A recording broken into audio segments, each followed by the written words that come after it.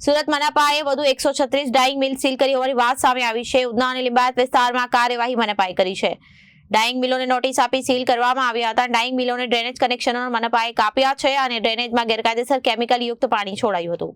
ઉધના અને લિંબાયત વિસ્તારની 136 તપેલા ડાઇંગ મિલ સીલ કરવામાં આવી। આ પહેલા ઉધના વિસ્તારની 22 તપેલા ડાઇંગ મિલ સીલ કરી હતી અને તે સાથે લિંબાયત વિસ્તારની પણ 37 તપેલા ડાઇંગ મિલ સીલ કરવામાં આવી હતી। તમામ તપેલા ડાઇંગ મિલોને નોટિસ આપી સીલ કરવામાં આવી હતી। ઉપરાંત બેદરકાર યુનિટ અને સંચાલકો સામે કડક કાર્યવાહી કરવામાં આવી છે। તમામ તપેલા ડાઇંગ મિલો દ્વારા ગેરકાયદેસર રીતે પાલિકાના ડ્રેનેજ કનેક્શનોમાં પાઇપલાઇન નાખી હતી। તે પાઇપલાઇન મારફતે કેમિકલ યુક્ત પાણી છોડવામાં આવ્યું હતું। મહત્વની વાત એ છે કે પાણીમાં પ્રદૂષણ ઘટાડવા માટે આ નિર્ણય કરવામાં આવ્યો।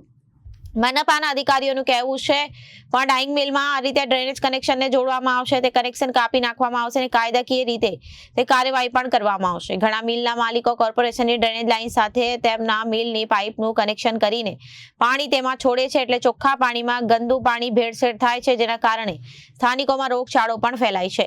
Bureau report, Janadesh news.